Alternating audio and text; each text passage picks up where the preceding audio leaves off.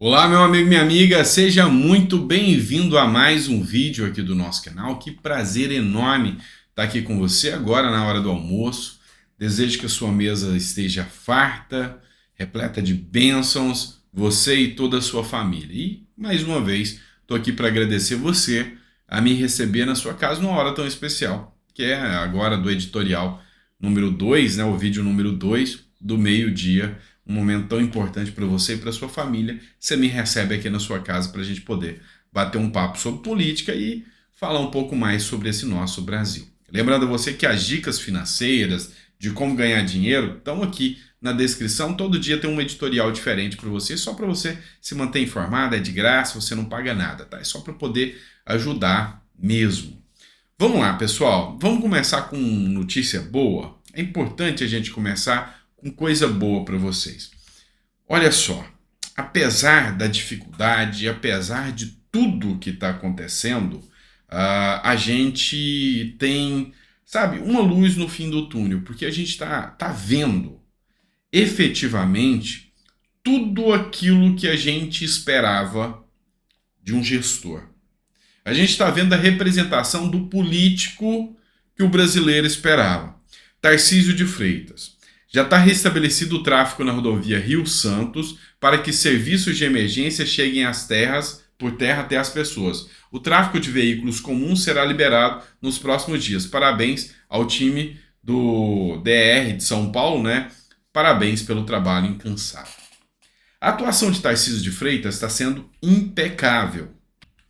Ele transferiu seu gabinete lá para a região de São Sebastião para poder despachar de lá. Ele deu atenção, ele não só foi lá para postar foto em loco e mostrar que estava fingindo que faz as coisas pelo mais pobre, igual uns certos governantes aí fazem. Não, ele foi e mostrou o que estava fazendo. E vamos falar de primeira-dama? Pois é, a primeira-dama de São Paulo, orgulhosamente para nós, para mim que vivo aqui em São Paulo, em vez de ficar sambando e simplesmente esquecer a tragédia que estava acontecendo, ela fez diferente. Ela foi em loco para ajudar Tarcísio de Freitas. E circula nas redes sociais a atuação da primeira-dama de São Paulo. Essa sim fez a ação que era necessário. Vamos lembrar que nós temos os estados e a União que representa todos os estados. Então, esse era o papel que a gente esperava. Então, assim, Tarcísio de Freitas e a primeira-dama mostrando, sabe, algo que, assim, nem parece ser Brasil. Porque a gente perdeu tanto a fé, perdeu tanto a esperança nos nossos políticos, a gente vê corrupto sendo eleito, a gente vê político que não tem a mínima condição sequer de estar livre ou elegível, concorrendo e ganhando cargos aí dos mais importantes no nosso Brasil. E políticos sérios é coisa que a gente já tinha até perdido a esperança, a gente já tinha perdido a fé. E agora, sabe que essa luz reacende? Sabe que a gente começa a ter novamente essa visão de que dá para fazer certo? Dá para ter a coisa certa? Então, eu quis abrir esse adendo aqui para que você entenda. As coisas em São Paulo estão acontecendo. E que São Paulo sirva de exemplo os outros estados, assim como Minas também está sendo, e assim como outros estados também têm bons governadores, mas que sirva de exemplo o Brasil inteiro. Saber em 2026 escolher bem, porque ainda existem nomes que podem dar certo. Não existe só esses governos que vivem de narrativa, como alguns que a gente vai colocar aqui, não. Olha só essa matéria do jornal Metrópolis. E agora eu vou fazer minhas críticas ao governo federal, tá? O Valdez Góes, tá? Que era governador, inclusive, da Bahia, se eu não me engano, disse que o governo Lula não pôde fazer mais. Por quê? Porque o governo anterior, o governo Bolsonaro, só tinha deixado 25 mil para ações e desastres, para combater desastres. Foi o que o ministro do Desenvolvimento Regional, Valdez Góes, declarou. E que Lula está tentando, já liberou até 500 mil reais, meio bilhão de reais, 500 milhões de reais, para combates e enfrentamentos tá? Durante todo o ano de 23 a desastres. E para São Paulo destinou 2 milhões, tá? Vamos entender um pouquinho aqui. Não está de todo errado, mas não está sendo de todo verdadeiro. Tá, o valor destinado foi abaixo, tá? Assim como em 2022, quando houve, aquelas tragédias no estado da Bahia, no norte de Goiás e no Rio de Janeiro, também a dotação orçamentária era baixa. Só que existe um instrumento, e aqui presta atenção, a gente chama de créditos extraordinários ou créditos adicionais, que podem ser feitos inclusive através de uma medida provisória. Vamos lembrar, o orçamento deixado, e o orçamento é uma conjectura feita com o Congresso, então essa hipocrisia de jogar tudo nas costas de Bolsonaro é a narrativa perfeita que a esquerda gosta de fazer. Lembrando a você que, em conjunto com o Congresso, o orçamento tinha sido definido.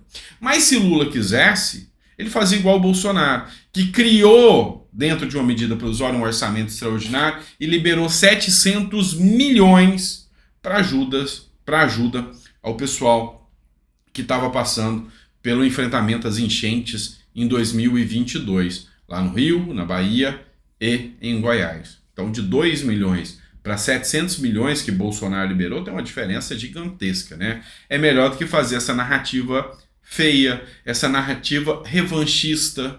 É muito melhor do que ficar jogando a culpa em cima dos outros, dos governos anteriores, né? Uma prática espúria e bem aplicada pelo PT. A gente já sabe muito bem que o PT tem essa narrativa. Vamos falar que a gente pegou o governo em caos para que as coisas erradas que a gente faz não fiquem então em evidência. É isso que está acontecendo. É simples assim, tá? Então eles vêm aqui e falam isso. Engraçado é que se você parar para pensar, para liberar para cultura, pegou um orçamento pequeno e jogou 10 bilhões de reais. Tá? 10 bilhões de reais. Para liberar para outros tópicos, para liberar aumento de salário para os ministros do STF, não tem problema nenhum, é na hora, a coisa sai, né? Agora, vim usando o argumento, sempre um culpado, né? Falou tanto que Bolsonaro fazia isso, mas sempre um culpado, sempre um responsável. Esse é o governo do PT. Então, assim, eu deixo claro para vocês aqui o meu posicionamento, que esse argumento e essa narrativa é uma narrativa de jogar para a galera e colocar a culpa nos outros, tá?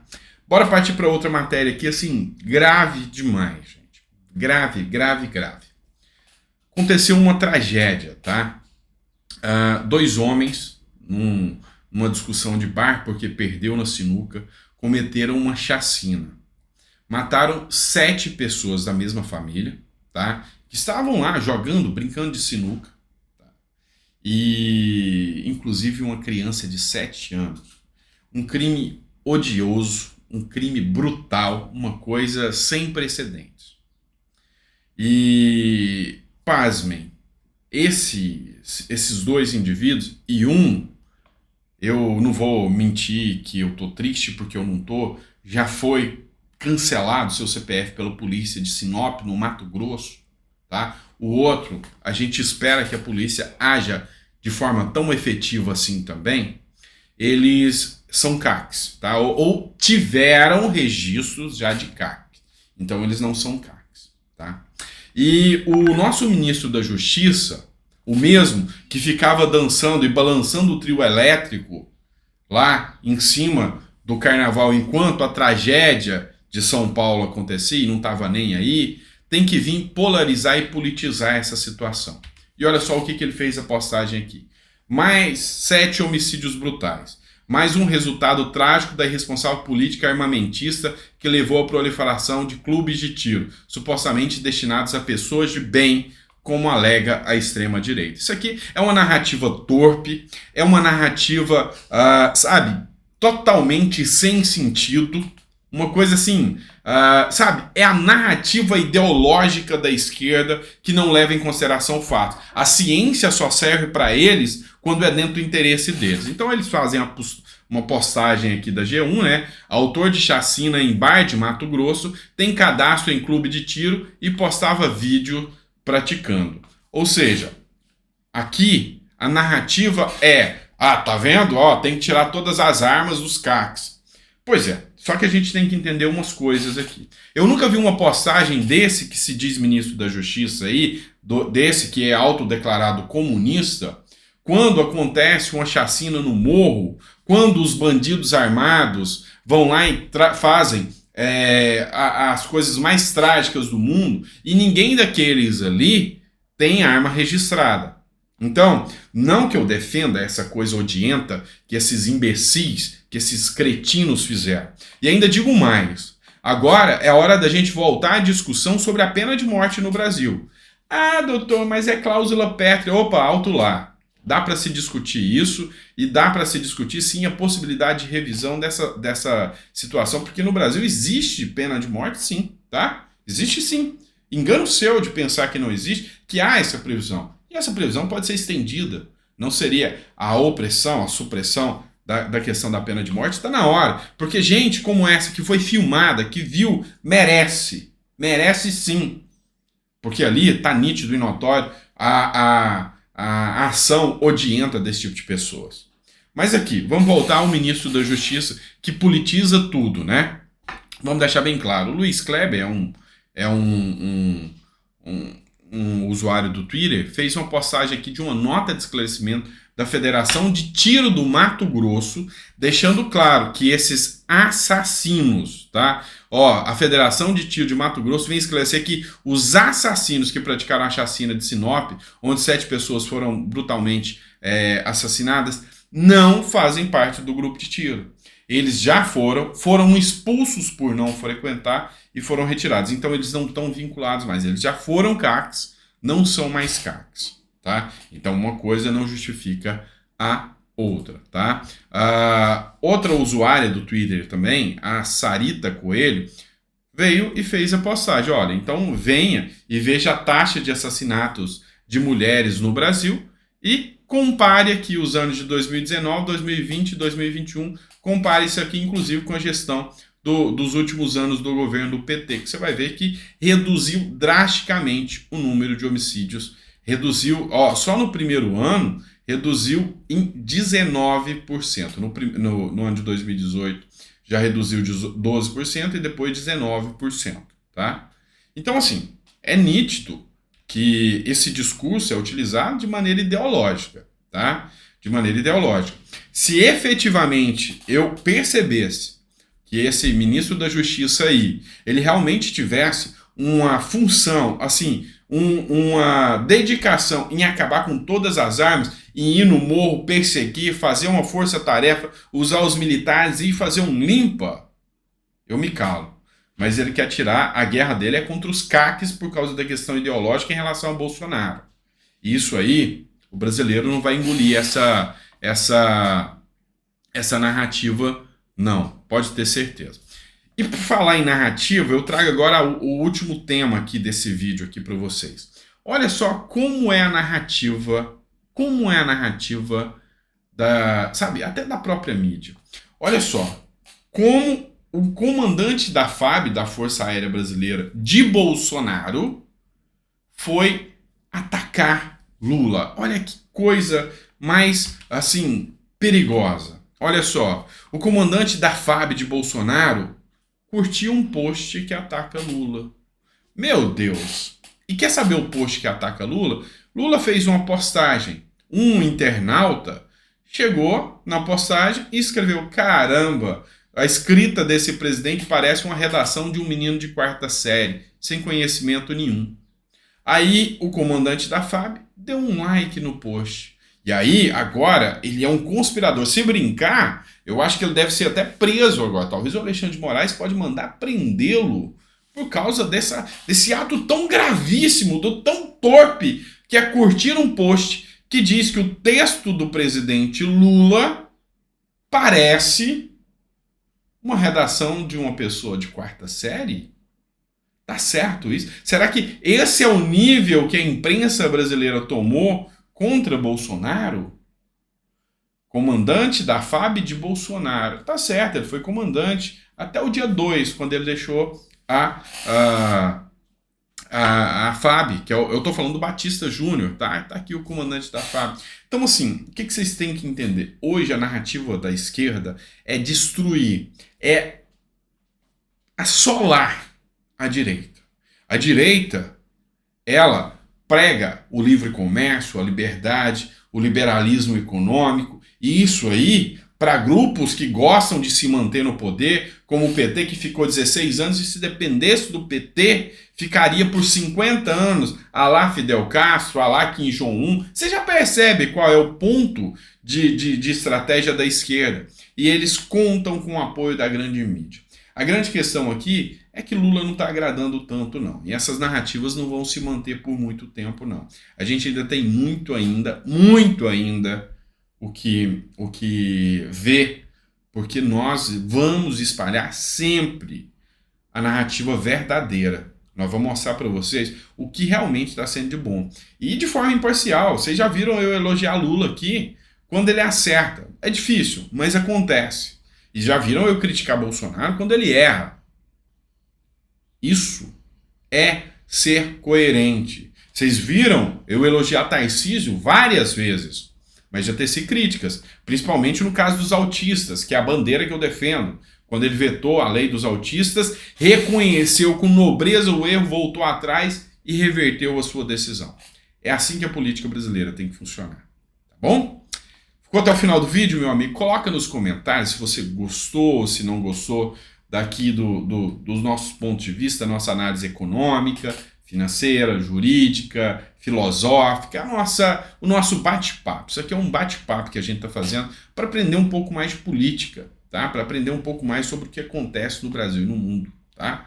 E assim, a gente faz isso porque a gente acredita num Brasil melhor. Senão era fácil desistir e simplesmente deixar para lá. Mas não é assim. Nosso Brasil é lindo, nosso Brasil é perfeito. Só precisa de gente certa. Igual o primeiro tema desse vídeo aqui que eu falei sobre o Tarcísio de Freitas. Tá bom? E por fim, mas não menos importante, pessoal, eu preciso me manter aqui com o canal. E também quero trazer algo de qualidade para vocês. Se você não conhece o livro, o nosso e-book 20 Regras para a Vida, adquire aí. Valor simbólico, R$ 5,99, baratinho, tá? Você vai comprar o livro, já faz o download dele, tá? Já começa a leitura. Esse livro me ajudou muito a crescer financeiramente, a crescer até na minha oratória, a crescer no entendimento, no foco, em fazer bem feito o que eu pego para fazer, tá? Então, eu uso o exemplo de 20 pessoas que marcaram o mundo. E essas pessoas têm muito a nos ensinar. Tá bom? Então, se puder, além de tudo, você ajuda o nosso canal, porque o nosso canal aqui é independente, não tem patrocinador, nosso patrocinador é você, não tem patrocinador, não tem verba pública, a gente está aqui porque a gente acredita. E você acha que o PT ia bancar o nosso canal? Nem pense, né? Mas tá bom, pessoal, volta às 4 horas da tarde para a gente continuar aqui trazendo informações para vocês.